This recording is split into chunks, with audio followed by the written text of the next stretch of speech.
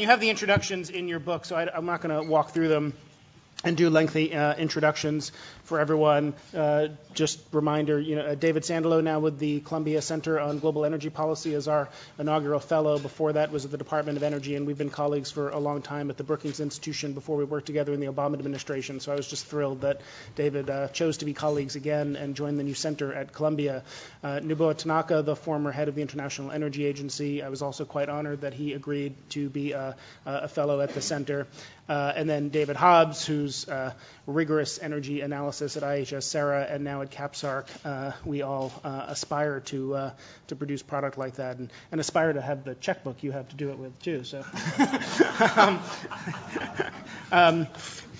I wanted to start just with. I think it would be actually quite interesting to just pick up on a couple of the topics that we heard. There are other topics I want to come to also, but just pick up a couple of topics that you heard the last set of panelists talk about and just get your take on those things. Let me just pick a couple of those. There was a lot of discussion about the future of OPEC, the future ability of Saudi Arabia to affect world energy markets given non-OPEC production and rising internal Saudi demand. David, you're at the King Abdullah Petroleum Studies and Research Center. Do you have thoughts on what you heard and your view on that? Well, firstly, thank you for your invitation to become a fellow at the centre. Well, I thought you had a non-compete agreement in your CapSarc. No? Well, yeah, we'll talk. Exactly, afterwards. we should definitely. And just for the record, I heard your BP actually offering to fund the research agenda, not just suggesting things you should be pursuing. Saudi Arabia is one of those places that almost everyone who goes there has preconceptions that turn out to be entirely overstated. The rate at which Saudi internal demand is growing, if nothing changed and their production didn't increase, would indeed have an impact on global markets. But I think even they know that. And there's a sporting chance that something's going to change.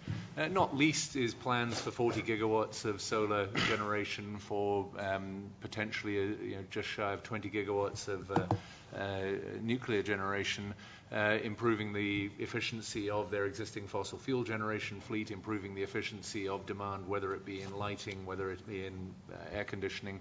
I admit having gasoline at 60 cents a gallon, or maybe as much as $1 a gallon, depending on whether you go with premium gasoline, means that one of the most pleasant places to sit in Saudi Arabia is in your large vehicle with the air conditioning on.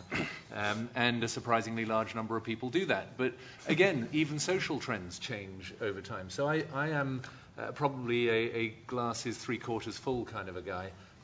When it comes to thinking about how that's going to change. I do want to pick up on the other suggestion around the Gulf region, which was that you could end up in a situation in which an American administration of any hue would say, I'm not fussed about security in the region.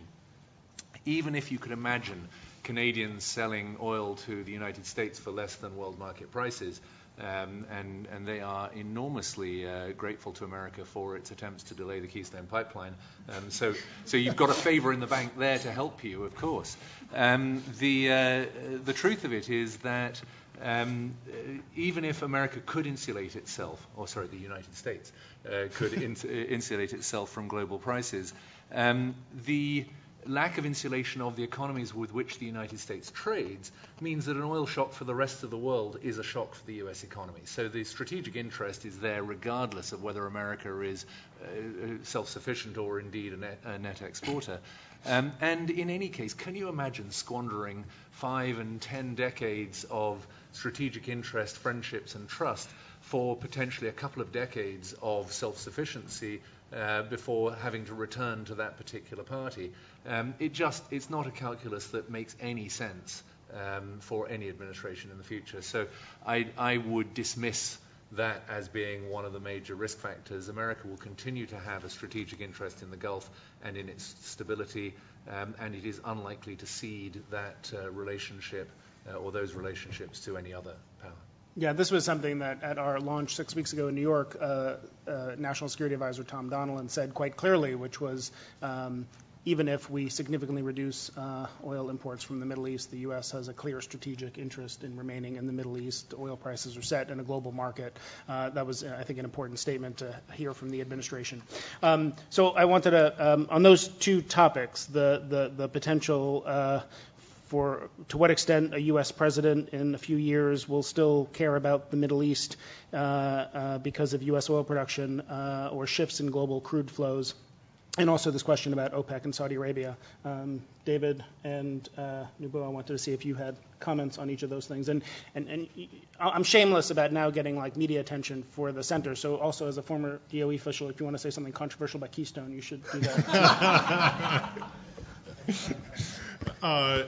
I agree with David completely about what you just said about U.S. interests in the Middle East and what's likely to happen there. I think for all the reasons you said in terms of oil prices being global, in terms of the United States being deeply integrated into the global economy, I would add to what you said by underscoring the United States' significant enduring interest in the Middle East beyond oil and oil markets, including fighting terrorism and nonproliferation and the decades of relationships that you just had, and then just that you mentioned, and then just to underscore, in case there's any question about this, as Jason just said, the President's National Security Advisor just said so in a speech at Columbia University. So I think there's no question that at the opening of this center. So I think there's no question about that analysis. That's right. There's the book. I have to say, let me just say, too, just how delighted I am to be at the center and to be working with Jason again. And I've done a couple of tours in government and out of government. One thing I found is that when you are in government, generally, you're a consumer of ideas, not a producer of ideas. And it's absolutely critical to have centers like Columbia plans is launching here that will generate the quality analysis. I'm just delighted to be here. Thank you. We're delighted to have you. From your perspective, we see the global crude map looking quite different, right? The oil's flowing east of the Suez, not the other way. What does that mean for countries in the Pacific Rim, for their interest in the Middle East, for OPEC's relationship with those countries? Yeah, well, thank you, Jason. As I worked for IEA for 4 years. I left about 2 years ago, and now I'm the former executive director. And this title is very useful. I can say anything I write without taking any responsibility. So this is kind of fun job now, and commenting very radical things. This, let's say. Some kind of crisis in the Middle East, especially the Iranian crisis, which could have some impact to the Hormuz Strait navigation, is one of the major concerns. I mean, for all the executive directors of the IEA, that's a nightmare scenario if some kind of closure happens, disruption happens there. And certainly, the IEA says that towards 2030, the 90% of the oil from Middle East will go to Asia. So the Hormuz Strait is getting more important, and Malacca Strait is getting even more important. And I saw recently the report by the Department of Defense of the United States to the Congress about the military preparedness of China. And they are concerned about the sea lanes and so-called critical interests of the country. And this is a very geopolitical, I would say, meaning. And China is very well prepared for the future. Are other countries in Asia do the same? This is my question. And I'm warning the Japanese Japanese public, that certainly U.S. government or administration is always engaging to the Middle East peace. The White House or administration always say that, but the Congress or the public may say different. Because certainly if something happens, the bloodshedding happens of the U.S. military forces in the Middle East, certainly the U.S. public will ask, who are the free riders? And China India, Japan, Korea, or these countries are always considered to be free riders. So we have to prepare for the emergency of the Middle East oil shock. And Japanese current situation after Fukushima is totally vulnerable. 2 nuclear reactors now running in Japan out of 50, and these 2 will be stopped in September because of the regular checkup. And then we will have no nuclear reactors running. And depending about more than 90% of the energy, we depends on the fossil fuels. And this is a really dangerous situation for Japan. So I'm cautioning that the government should take more, let's say, preparedness for this kind of occurring. And Japan learned a lesson in the March 11th 2 years ago that we have to avoid the kind of unpreparedness or think about unthinkable. That is the lesson we learned. And Iranian crisis may happen more often than once in 1,000 years, like tsunami. So how can we, Japan, be more prepared for the emergency is what I'm trying my best to convince, that restarting of the nuclear power plant is the most important for Japan, but not yet getting the consensus. So this issue of nuclear crisis in Japan and Iranian crisis together, this compounding effect to the Japanese economy is very, very dangerous. Did you have a comment, David? Yes, I just wanted to draw a link between what Nobuo was just saying about Fukushima and the shale gas discussion that has happened so far here and the exuberance in the public dialogue. I don't know whether it's irrational or rational exuberance about shale, but there's extraordinary exuberance. And for years, if one worked in and around the nuclear sector, you often heard people say that a nuclear accident anywhere is a nuclear accident everywhere. And we found that was the case when Fukushima happened. And this accident that happened as a result of the largest earthquake in a century, right, led to essentially the shutdown of nuclear industry halfway around the world and in parts of Europe and as well as in Japan.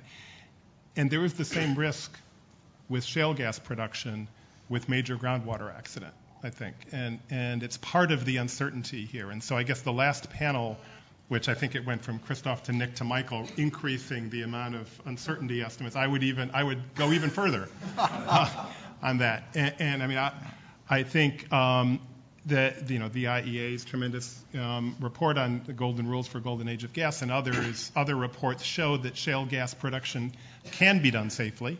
And by and large, today, it has been done safely. But there's a risk that it won't be done safely. And we've seen, and it was mentioned in the last panel, the visceral reaction of local communities to groundwater contamination. That type of thing could put a major chill in the shale gas revolution. Yeah, no, that's a good point. And obviously all energy production, whatever form, comes with risks. And I guess the question is whether an accident like that would be more like a nuclear accident or more like the Deepwater Horizon spill, where we put things on hold for 6 months, we improved regulations and went right back to work, and it didn't really deter production, offshore production elsewhere around the world, and which shale would be most similar to, because on the one hand it's more of a local activity, on the other hand people are sensitive about their drinking water, as you said. On your point, Nobuo, about the energy needs of the Pacific Rim, that sort of brings us to the other topic the panel before us talked about, which was the global implications of the North American shale revolution. How you heard people say that energy exports from the U.S. really aren't that big a deal, whether we do them or not. Is the view from where you live different? How important are U.S. natural gas exports, and just generally, how important is sort of the shale revolution in North America to meeting the energy needs and helping to potentially lower prices of natural gas in the Pacific Rim? Yeah, I think the U.S. exportation of the LNG to Asia is very dramatic and will cause a dramatic change in Asian gas market. And I hope that will trigger the new thinking in the pricing formula in Japan or in Asia.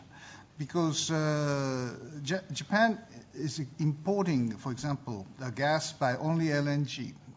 We could import gas from Russia by pipeline. That is what I'm strongly advocating, because we need diversity. But for the diversity sake of LNG, certainly the U.S. exportation will help.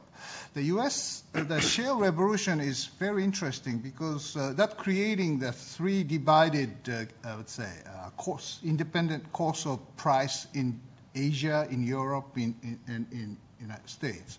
One of the reasons is that the higher the oil price, the lower the gas price in the United States. It's simple because of the demand for gas is not coming up fast enough to match the supply, oversupply, so to speak, because the shale revolution makes it possible that if the liquid content of the gas is higher, and then you can sell the liquid content or condensate, you say, as an oil price.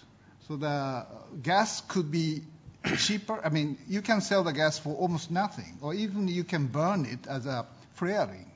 So gas is a kind of associated gas, and that will go regardless of the price. So that's a situation in the U.S. The gas price is so low while oil price is so high. And in meanwhile, Japan is linking the gas price to this high oil price, and this is nonsense, right?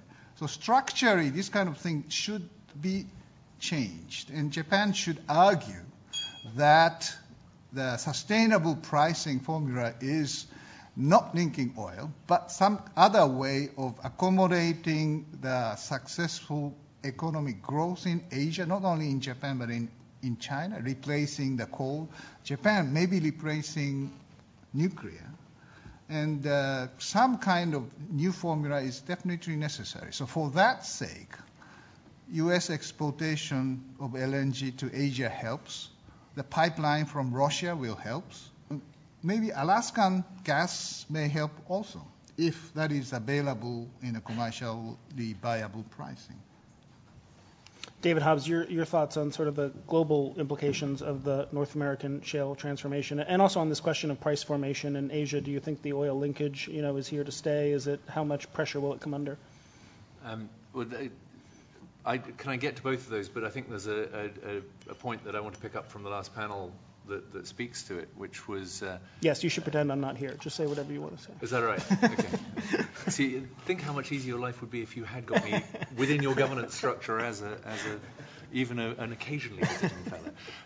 It's really to the extent that the big swing, I fear, is not American shale gas or North American shale gas in the global markets. It's the pace of shale gas expansion in the global markets in terms of indigenous production. And a lot is made of the US and Canada and the structure of ownership. And that just within the United States, you look and see development on private versus federal lands. It's almost an accident when there's an expansion on the federal lands because there are so many things to stop it from happening, and it goes ahead on private lands. But then you think, well, Canada doesn't have private lands. It's again state-owned, so that can't be the difference. It's probably the lesson, and I think they touched on it, and I just wanted to reinforce it. It is a diversity of small players who are prepared to take risks and are prepared to lose their shirts, but others will follow behind. When you have large companies, it's very rare that a large company will drill 50 wells before it finds what works. They'll get out after 5 or 6, as has happened in Europe. And yet the rest of the world seems to be intent on trying to take the big companies who are therefore less likely to continue losing their shirts until the play ends up working. And there's a difference between the success of the company and the success of the play. The government see themselves as the overarching owner of the play and won't even let the companies invest as much or drill as many unsuccessful wells before they find it. And that's the pacing factor. And in fact, when you look at Canada, Canada had the diversity of players regardless of the ownership of the minerals, and a non-interventionist government that didn't know better in terms of what was a sensible level of risk. So that's probably, I think, what's going to delay the expansion of shale gas and mean that if there is an impact, it'll come from North American supply to the rest of the world. And it's already happening. America exports natural gas. It calls it coal, as a former colleague of mine said the other day, and I absolutely agree with her. You know, you can try and pretend that you're going to restrict exports of gas from the United States, but it'll just end up being squeezed out through Canada.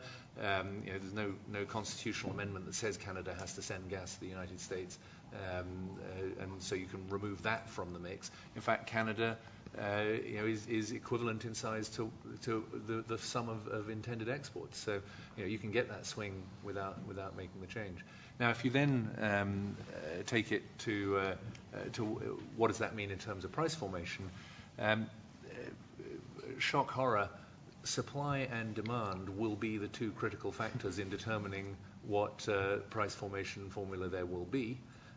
And I have no idea what the long-term future of supply and demand will be. What I can say is that everyone overestimates how much it's going to change in the short term and underestimates how much it's going to change in the long term. And that if anyone believed my forecast of what the future might hold and went and invested on the basis of it, it would by definition make my forecast wrong.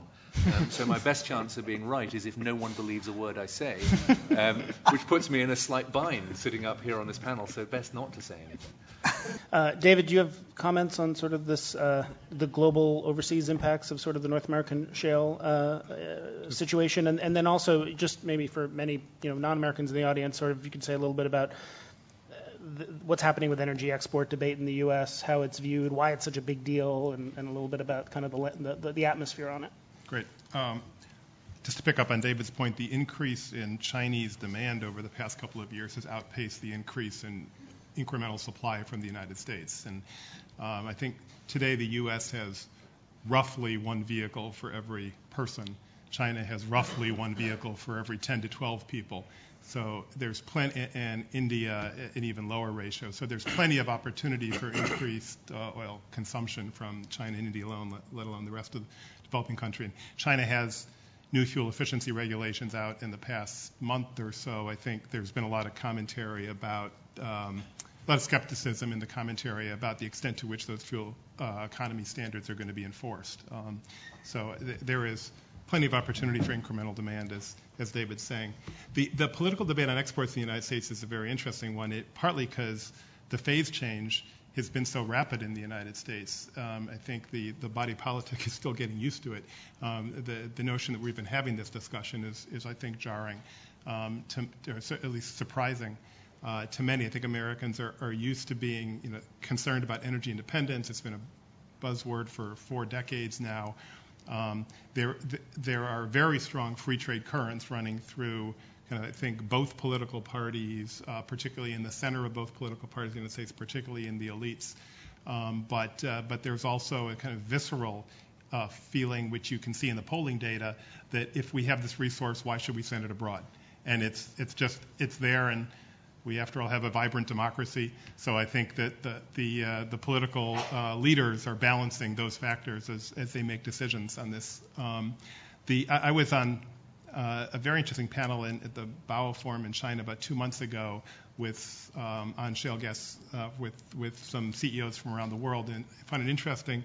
One of them said, whatever the U.S. administration decides to do with shale gas exports, he said, I predict that very little shale gas will ever be exported from the United States. And it struck me, and I'm reporting his view because it was kind of shared by a number of other business people there, said his comment was, this is the first time in history that we've ever seen a major manufacturing power also be a major gas producer. He said that what will happen, he predicted, is manufacturing moves the United States to take advantage of the gas, not that it gets exported in major quantities. So that's... David, why is there no visceral reaction against exporting coal, though, since it's your resources? It's a very interesting question. I don't have a glib answer to that. I think that's probably because the political dialogue has been around oil and gas, and that energy independence is focused around oil and gas discussion. But you're quite right. It's an interesting observation that there is not that type of visceral objection among the U.S. public towards exporting coal. And there's been a lot of discussion about the manufacturing renaissance and the reinvestment coming back to the U.S. because of low natural gas prices, and people may connect that more than they do, yes, low coal prices.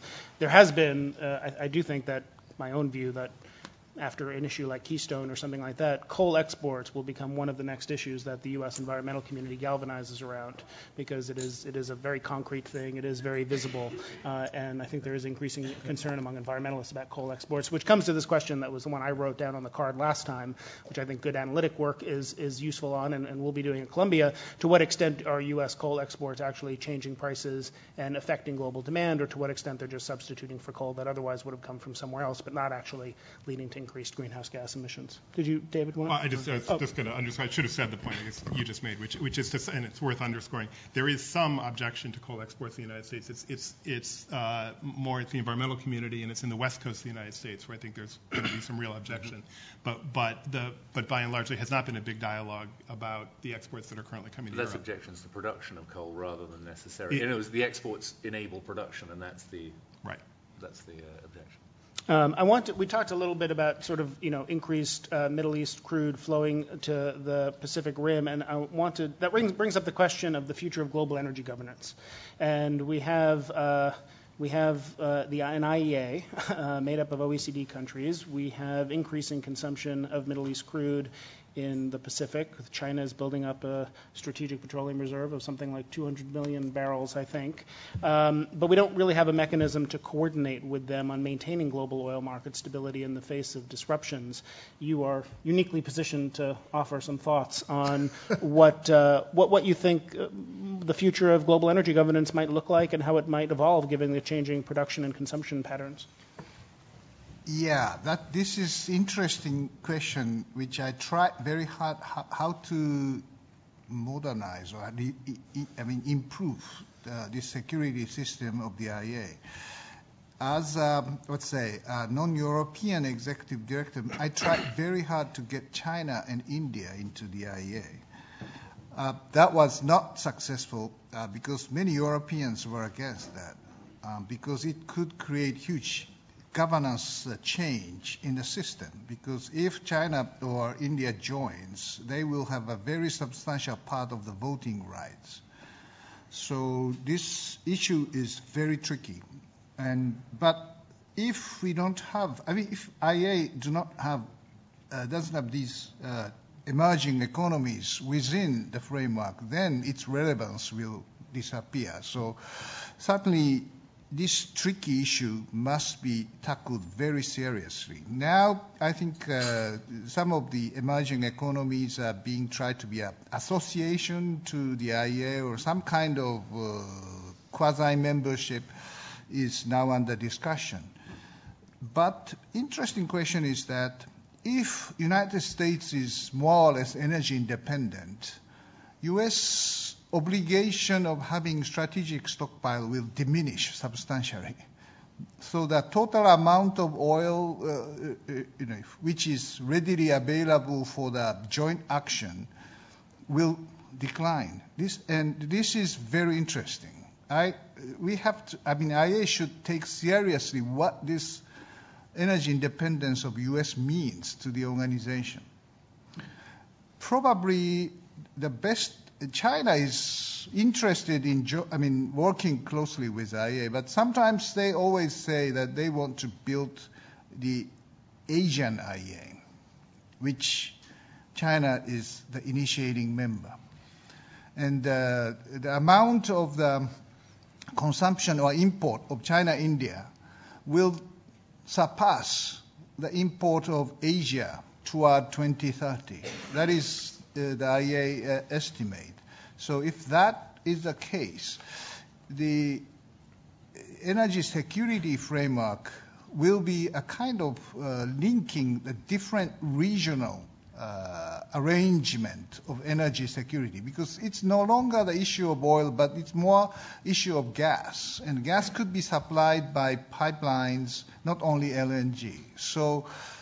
And also the electricity supply security is getting more and more important. And this issue is very regional. So the Europe is trying to make a collective energy security by connecting grid lines and pipelines, even with North Africa. So this is one interesting model of energy governance. The US, Canada, Mexico, to some extent, do the same. Latin America is chaos. ASEAN countries doing some of the similar connection or linkage models. Northeast Asia do not have anything. Japan is very isolated. Japan has a now territorial problem with our neighbors. How could Japan be protect of its interests or natural energy security interests together with the neighbors? This is a very challenging question for Japan. But the global governance is a kind of alliance of the regional energy security governance mechanisms in the future. IEA may play a linking role of this regional framework of comprehensive energy security framework. Great, thank you. There are a few other topics I want to come to before we wrap up, and we have about 8 more minutes left. But on this topic, do either of you have any? Only to draw attention to Nobuo's important observation that if America runs down the scale of its strategic reserves, that is significant on a global level, and something that people ought to be thinking about in terms of what that means for future volatility.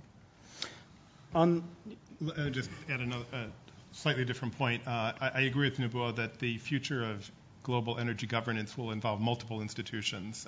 We've seen over the past 4 years the growth of the Clean Energy Ministerial, which really just launched in 2010, and it's now the third one was held here in London about a year ago. The fourth was just held in Delhi. It's become an important institution for coordinating ministers on the new clean energy agenda. I think we're going to see more of that type of growing institution linked in part by the IEA in the years ahead.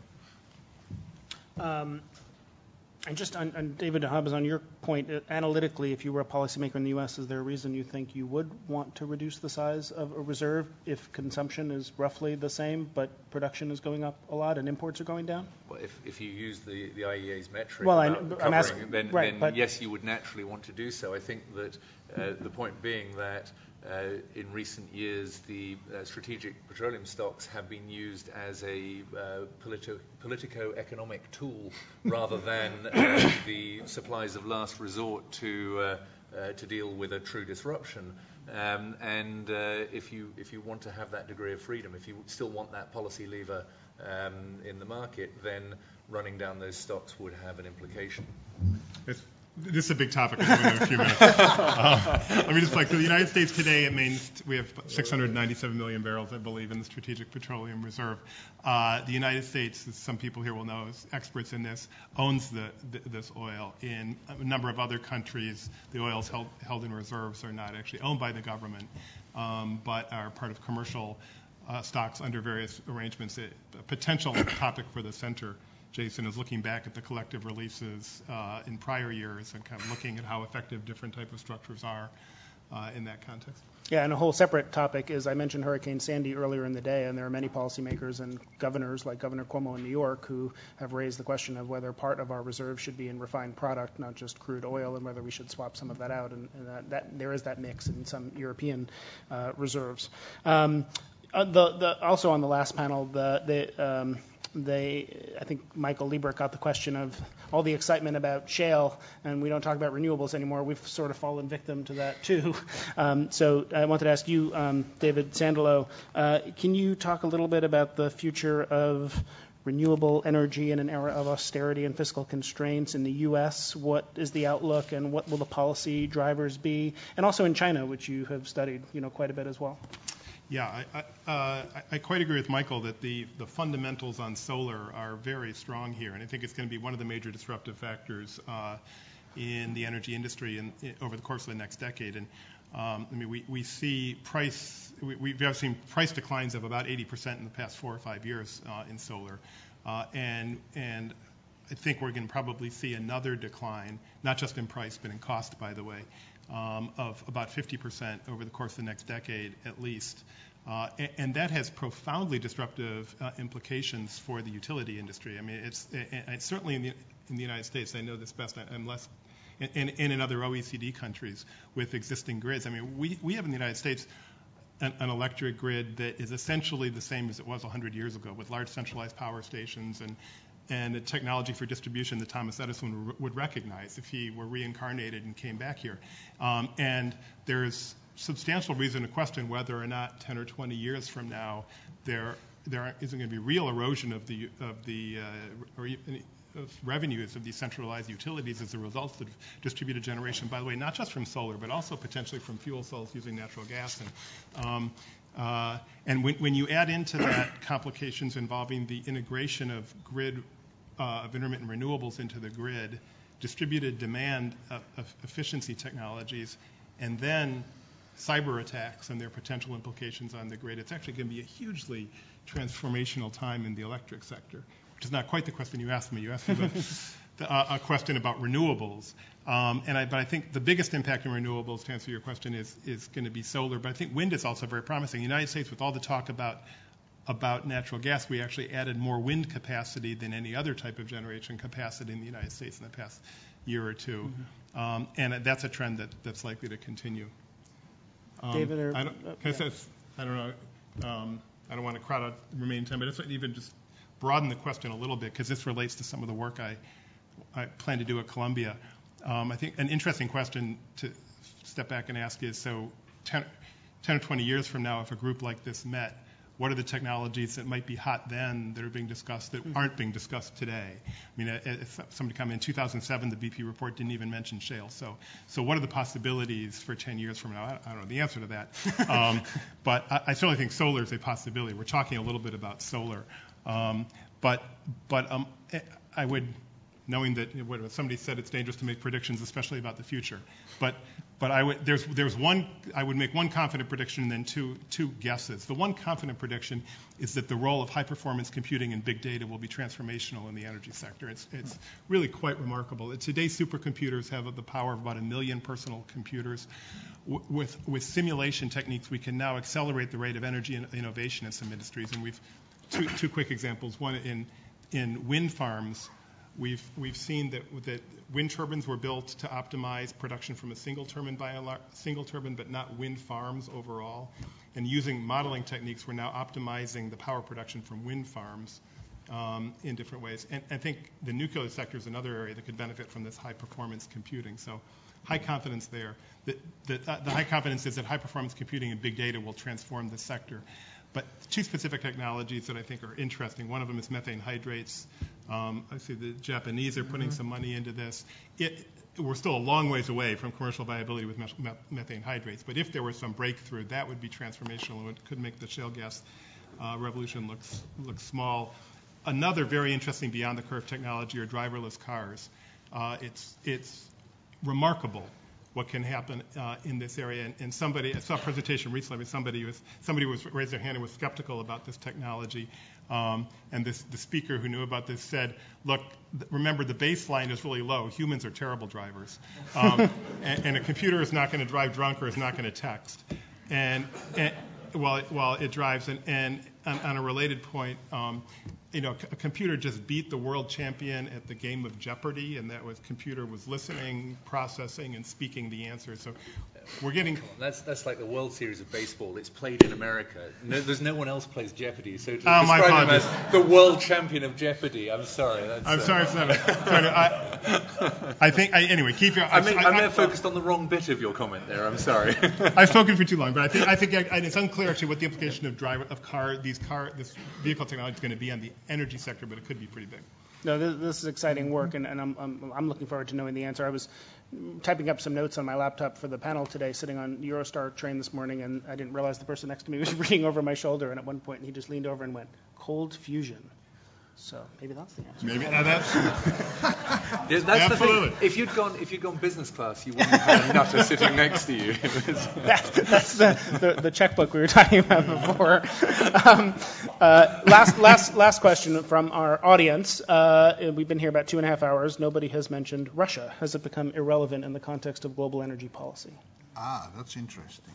Certainly, it will remain very substantial key players, even though they made a mistake of judging what is the shale revolution means. Especially Gazprom made a mistake that, it was wishful thinking that shale revolution may be very small or even does not fly. But actually it flies. So Gazprom was penalized for losing its exclusive rights of exploitation of gas. to their competitors. So the competitors now offering their new ideas to the Japanese users. So this competition is interesting. So certainly those companies or country who make a mistake of judging what is happening in the energy sector will suffer.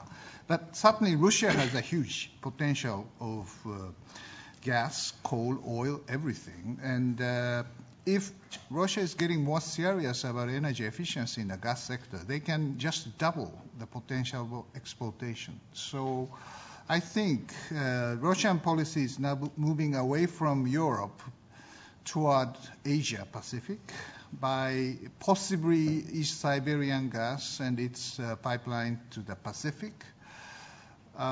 I think there's a good chance that Japan has the pipeline connection to Russia. And that will certainly diversify the way of transportation of gas to Japan. Because suppose that Russia will eventually sell gas to China, maybe also to Korea. I don't know about North Korea, but North Korea will be a part of the total Korea. And in that kind of situation, I think Japan cannot stay out of without any connection of pipeline. So East Asia with Russia may play some very interesting role by connecting each other. How does U.S. respond to that? This is another very interesting question for me, maybe to Jason, that this kind of regional integration and what's a role, a pivotal role of United States in the East Asia in this kind of energy linkage or connection. But I think even with that situation, Russia will play a certain important role. I think we've focused today on the things that are going to change very rapidly in proportionate terms. And so part of Russia's handicap of elbowing its way into this conversation is it's the largest energy producer in the world, depending on how you choose to define it. And therefore the inertia of that system, coupled with the policy checks and balances that ensure that nothing happens too rapidly in Russia, means that it's probably offers less interesting conversation than other things. Is it going to be important in global energy? Of course it's going to be important in global energy. As I say, it's an energy superpower. It is always used its energy in a geopolitical way. It will, as Nobuo says, definitely look. It's not only Washington D.C. that's pivoting to Asia. I think that Russia is pivoting to Asia as well. But when you're working in fungible commodity markets, a pivot in one direction creates a reaction elsewhere. But in aggregate, Russia will continue to be a very large player in the energy market, and what it doesn't supply in one place, it will be supplied by others. Great. We've gone 4 minutes over, and I apologize for that. I want to thank you all for coming today. I've learned a lot. It's an exciting time in energy. There are a lot of unanswered questions, and so I leave even more excited and reinvigorated about my new job and the kinds of questions that we are tasked with trying to answer. So I hope you'll look for the exciting work coming out of the Center on Global Energy Policy in the months and years ahead. Check us out and follow us at energypolicy.columbia.edu. Follow us on Twitter at Columbia U Energy, along with the FT Energy, which is indispensable on Twitter. We have lots of exciting events coming up in June. Christoph will be releasing the BP Annual Energy Outlook in New York. Fatih Birol will be releasing the IEA's new climate report at Columbia in New York. The IEA will be releasing their medium-term natural gas report at Columbia in New York, and then we'll have lots of research product of our own coming out in the months to follow that. So thank you again for being here today, and please join me again in thanking all our speakers for their insights today. Thank you.